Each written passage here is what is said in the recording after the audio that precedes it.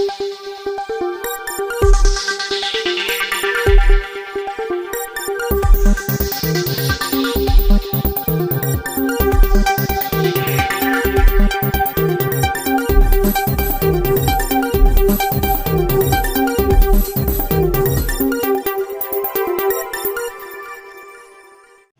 वासन जी का, lieutenant general doctor B.P. वत्स का और डॉक्टर V.K. साई रेड्डी जी और एम थम्बेदुरई जी और कामाख्या प्रसाद जी का। इसलिए बधाई देना चाहता हूं कि इन लोगों ने इस बिल का यहाँ समर्थन किया है, वहीं पर जो कुछ भी सुझाव आवश्यक थे वह सुझाव भी उन्होंने दिया है।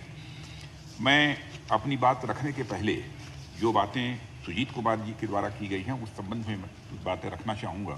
थिएटराइजेशन के संबंध में इन्होंने हमारे विचार जानना चाहा है। मैं समझता हूं कि थिएटराइजेशन एक अलग सब्जेक्ट है और इस संबंध में अभी कुछ कहना या प्रीमेच्योर होगा, लेकिन इतना मैं जरूर आश्वस्त करना चाहता हूं कि यदि थिएटराइजेशन होता है तो यह हमारा जो एक्ट है तो एक सामान्य नोटिफिकेशन के द्वारा, एक सामान्य अधिसूचना के द्वारा यह जो है हमारा जो थिएटर कमांड होगा उस पर भी यह प्रभावी होगा, यह मैं जानकारी देना चाहता हूं। और हमारे रामा रेड्डी जी ने मैरीटाइम सिस्टम और एजेंसी के क्लोज कोऑर्डिनेशन की बात उन्होंने कही है। मैं इतना आश्वस्त करना चाहता हूं सदन को, सभापति महोदय आपके माध्यम से, कि हमारा मैरीटाइम इंटरेस्ट पूरी तरह से प्रोटेक्टेड है।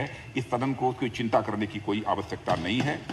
और यह भी मैं आश्वस्त करना चाहता हूं कि हर प्रकार के वारफेयर के लिए हम पूरी तरह से तैयार हैं और यह तैयारी का सिलसिला लगातार आगे बढ़ता ही जा रहा है। यहाँ पर हमारे रेड्डी साहब ने कुछ और बातें कही हैं।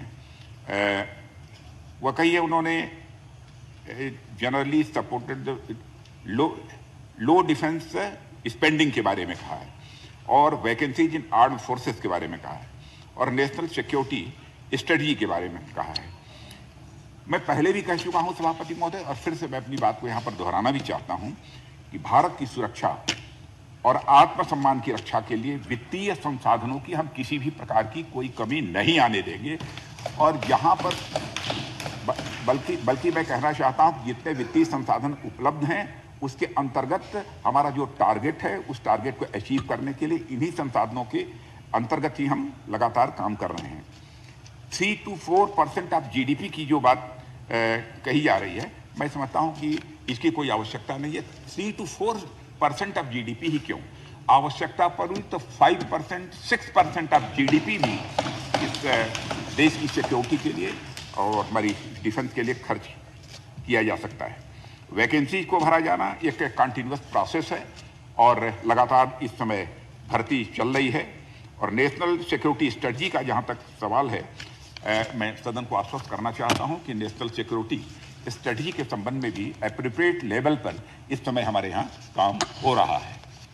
अभी तक यह स्ट्रेटजी बन नहीं पाई थी, एक कम्प्रहेंसिव स्ट्रेटजी जो होनी चाहिए नहीं बन पाई थी, लेकिन उस पर फिलहाल काम चल रहा है। थम्बेदुरई जी ने कुछ चीज़ें जानना चाहा है।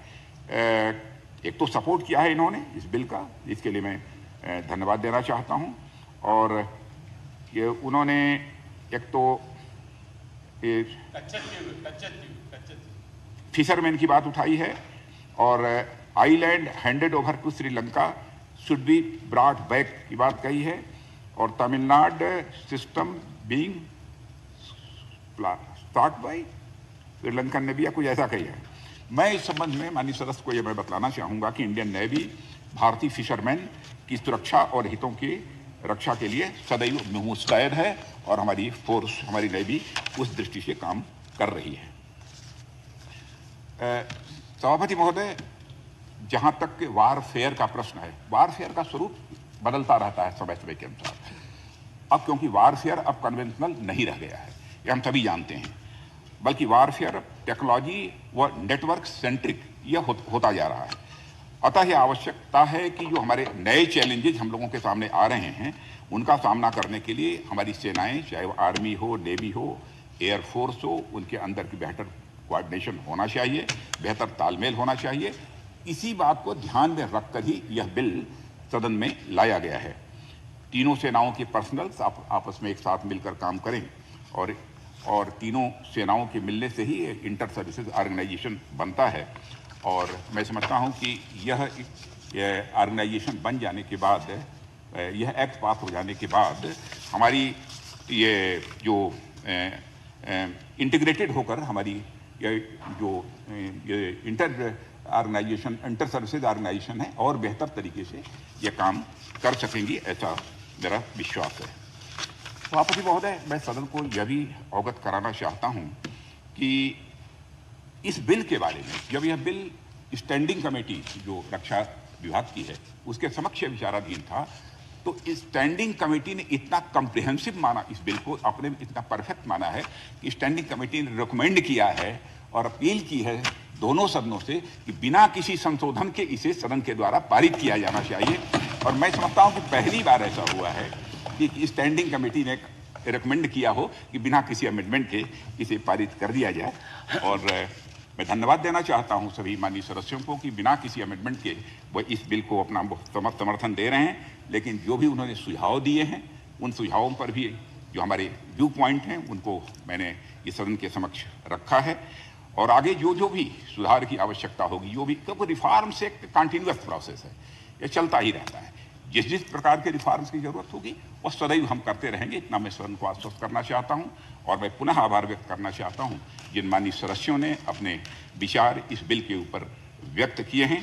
और इन्हीं शब्दों के साथ उनके प्रति आभार व्यक्त करते हुए और माननीय सभापति महोदय, आपके प्रति भी मैं विनम्रतापूर्वक आभार व्यक्त करता हूं कि आपने भी मुझे इस बिल के ऊपर अपना विचार व्यक्त करने का अवसर दिया। बहुत बहुत धन्यवाद।